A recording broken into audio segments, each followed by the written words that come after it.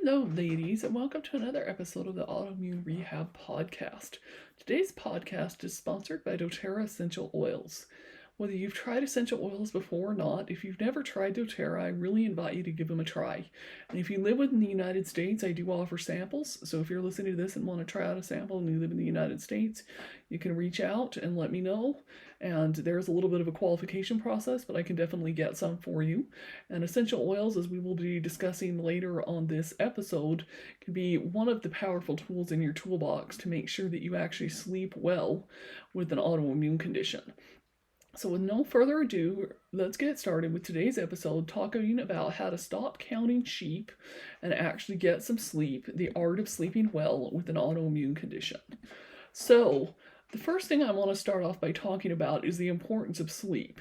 Now, you probably know that sleep is important just because when you don't get good sleep consecutively for a couple of nights, then the side effect is that you really feel really horrible, you have no energy, you're tired all the time, and it starts to affect other aspects of your life. But the reality is that sleep is a must for a lot of reasons. For one thing, any doctor or professional or anybody that really knows what they're talking about will tell you that if you don't get good high quality sleep on a regular basis, then you probably will, well, more than probably, you won't ever actually heal from your autoimmune condition, because one of the things that you absolutely must do from autoimmune healing is that you absolutely must get good high quality sleep each and every night. And that is just something that you have to do. And if you don't get good high quality sleep, then you're just not going to experience the kind of healing that you are probably looking for. So what can you do if you know that sleep is a problem? What are some of the different steps that you should take? So what I'm going to do in this episode is I'm going to talk about the different things that you should do if you know you're not getting good high quality sleep, and then share with you some of the different tips and things that I have done to make sure that I always get good high quality sleep. And I do have to say that getting good high quality sleep each and every night has not been something that has always come natural to me, especially throughout my autoimmune healing journey. I have had moments where I have really struggled to get good high quality and accurate sleep. That said, I am blessed at the moment that while I may occasionally have a night where I don't sleep as well as I had liked, for the most part, I do currently sleep really well. And so, let's talk about that. So the first thing, now that you know that sleeping well is a must for your body, and not just for autoimmune, for other things, they've actually even done studies that have said that it can increase metabolic health issues, can increase diabetes, can cause heart attacks, even cancer, all kinds of things if you really don't get good high quality sleep. So the first thing that I always recommend that you want to do is to track your sleep and to determine how much sleep are you really getting or not getting. So, if you've been awake for most of the night and haven't really ever actually fallen asleep, then in that case, you're probably going to know that you didn't get good sleep. But I know a lot of us have a tendency to fall somewhere in the middle, and I know this was me for quite some time, where we're not really conscious or aware of how much sleep we're actually getting.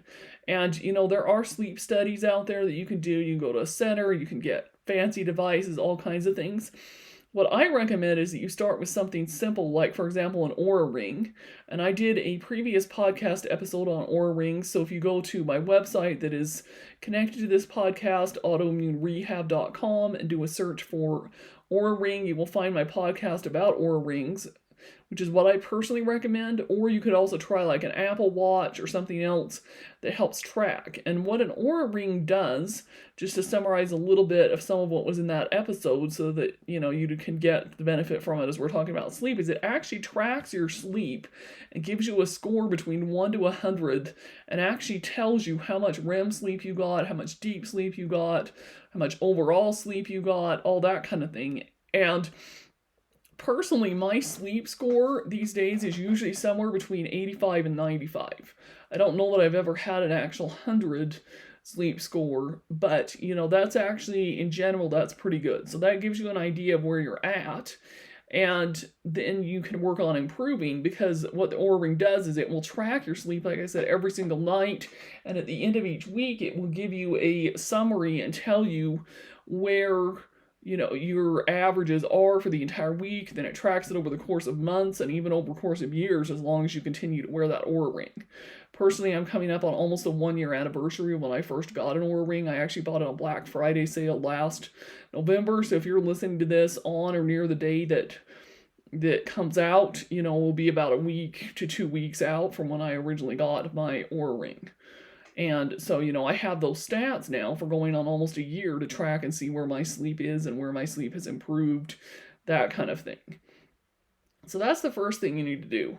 The second thing that you need to do is you need to eliminate distractions. And I know this can be really difficult, but in some cases you may need to make some really extreme decisions. So for example, if you're married and part of the reason that you are not getting sleep is that your spouse, or maybe you're not married, just if you have a partner, anybody else that's maybe sleeping in bed with you, if it's affecting your quality of sleep, you may have to actually separate and have different beds and bedrooms at night while you sleep, because it's just really, really important that you sleep and or get some professional help for your spouse, partner, or other person that's sleeping in the room with you.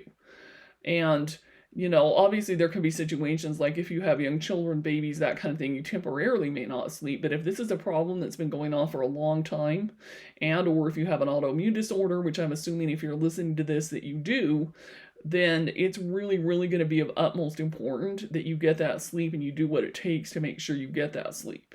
So you also want to have environmental things prepared, things like possibly even using white noise, making sure there's not lights, things beeping. I recommend a lot of times turning off completely your cell phone if there's any way that you can.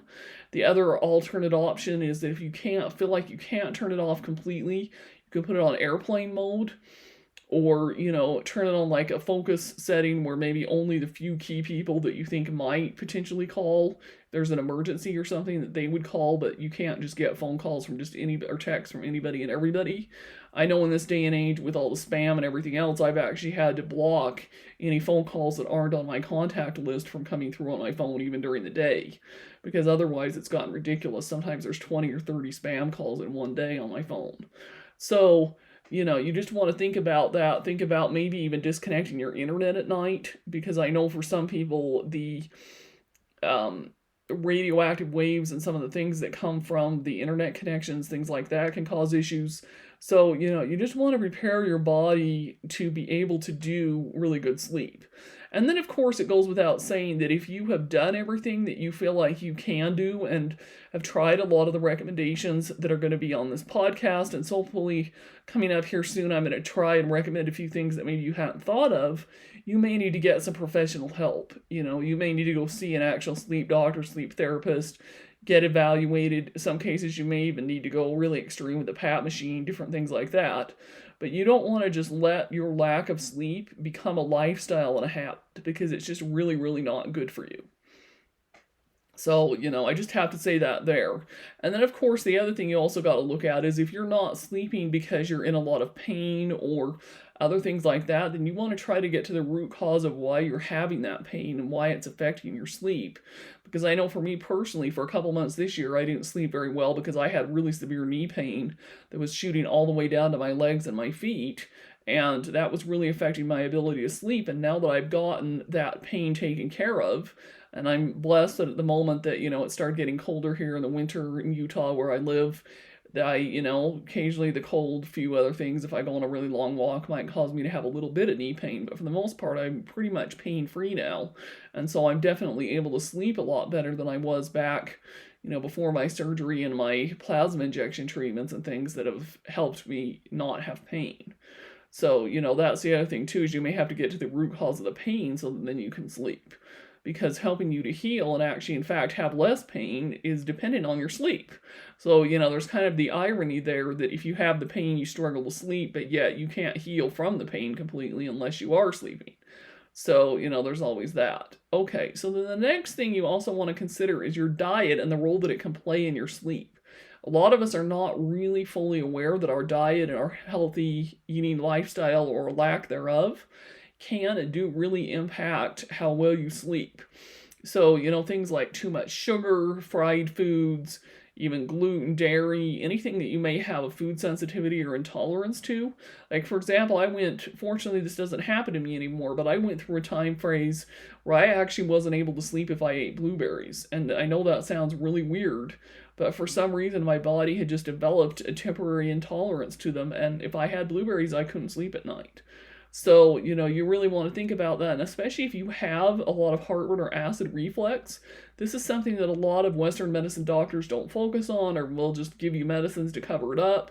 But if you have a lot of that happening, that can really impact your sleep along with other areas and quality of your life. And so you really, really want to get to the root cause of your food and diet and make sure that you're really on target with that, because that really does impact your sleep, among other things. The other thing you also want to do is stop eating at least 2 hours before bed. This is probably not news to you, but this impacts not only your sleep, but also your metabolic health, your metabolism, your weight, other things like that. And consider trying intermittent fasting. This is something that I've actually been doing for probably about 6 months now, and it's definitely helped with my weight, because that's the other thing too, is if you're significantly overweight, then that can count against you and make sleep difficult as well.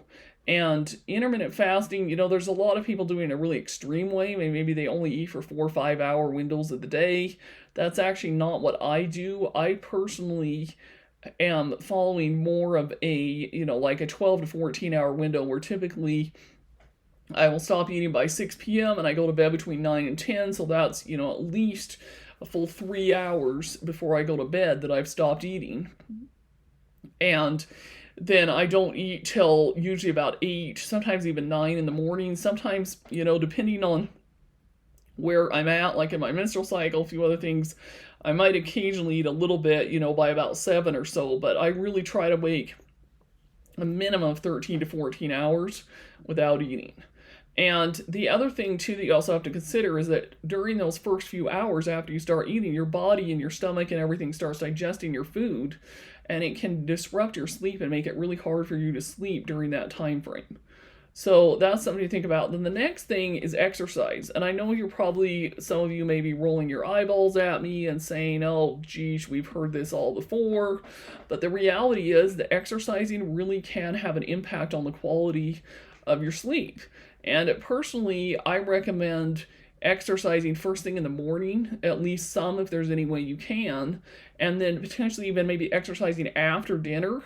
In some cases, if you feel like you're maybe just not feeling quite as tired when it's time to go to bed, have a harder time going to sleep, some kinds of exercise like swimming or maybe even doing yoga or like a Zumba class or something that really gets you, your energy up, and then really makes you energy drop a little bit because you're kind of tired from the exercise, may be able to actually help you fall asleep better. But personally, my experience has been that it's better for me to stop the exercise at least an hour to an hour and a half before I go to bed. And I really do feel a difference when I exercise consistently in my sleep levels and my immune health, all kinds of things. So it just really is good for you, whether you are worried about weight or not. Exercise, just got to do it. Okay, then the next thing, and this is something that people sometimes get a lot of confusion over. There are a lot of supplements, medications, essential oils, things like that out there for sleep. So I'd like to talk to you a little bit about that. So medications for sleep can be, a temporary solution, but my personal experience and opinion is that you really don't want to be on them forever. And ideally, you want to try to avoid them if you can and try to sleep naturally without the medications. However, if you do need some support, there are some things you can try. Like I know melatonin is something a lot of people will try. However, it isn't necessarily the best solution. And I know personally years ago, I haven't taken melatonin in a while. When I used to take melatonin, it would do things like have a big, kind of like almost even a hangover effect when I woke up in the morning. And maybe I was taking too much, I don't know. But there's also other things like, so for example, chamomile tea can actually do a pretty good job of helping you fall asleep. Personally, what I do now is I take usually a capsule, or sometimes will rub on myself a blend of doTERRA essential oils called Serenity. And this is one of the ones that I can get you as a sample if you live within the United States. If you live outside the United States, you can buy some. as we're open for business in more than 30 countries, including launched in India pretty recently. So, you can have access to purchase it in other countries. I just, for customs and shipping reasons, can't ship a sample if you live outside the United States. But anyhow, what I do is it's just this little capsule that has some different essential oils and herbs, and I swallow it usually about 30 minutes before bed. And or, we'll rub some of the Serenity oil on my wrists, put it even in a diffuser sometimes, and that really, really helps assist in my sleep. And there are other essential oils out there that you can use as well. Some people like things like bergamot or Roman chamomile essential oil in place of the tea. That can be a little bit stronger. You can also use things like cedarwood, vetiver. If you really want to try this avenue, reach out and let's have a consult. Let's talk about it. And then, of course, there are other medication or supplement blends that you can find out there for sleep. And in most cases, it's probably going to be a matter of experimentation a little bit on this one. You may have to try some different essential oils and supplements and things, and then track your sleep so that you're aware of how these things are impacting your sleep. And because like I said, in a perfect world, we would all fall asleep and get great deep REM sleep and get all the sleep we need without ever having to take any kind of supplement medication or essential oil. But the reality is that most of us can benefit from some kind of a support there. So then, last but certainly not least, you can consider either getting some kind of hypnotherapy treatment to help you fall asleep. This is more along the lines of a professional training to help assist you, or you can also consider playing different kinds of music. Personally, I would recommend something like classical music, like maybe Handel's Water music. I've used that to fall asleep before. Or there are also music tracks out there that have some hypnotherapy and hypnosis things built into it that you can listen to help you sleep. In fact, I have one called Sleep Well for Kids that you can look up and research that actually is designed with some hypnotherapy to help kids sleep. But personally, when I've had a few challenges with sleep in the past, I've used it for myself, even though I'm an adult, and I've actually had some pretty good luck with it. So hopefully this episode has given you some ideas and help support in helping you to stop counting sheep and actually get some sleep and sleep well with regardless of your challenges that you may have with your autoimmunity. Like I said, if you do really need some more assistance with sleep, reach out to me. There will be a link with this episode that will have my free consultation, and let's talk about your specific situation. I can also give you some recommendations on other therapies and professionals, things that you could try, because sleep really is a must and really, really important, and I really want you to get that sleep. So take care, and I will talk to you soon on another episode of the Autoimmune Rehab Podcast.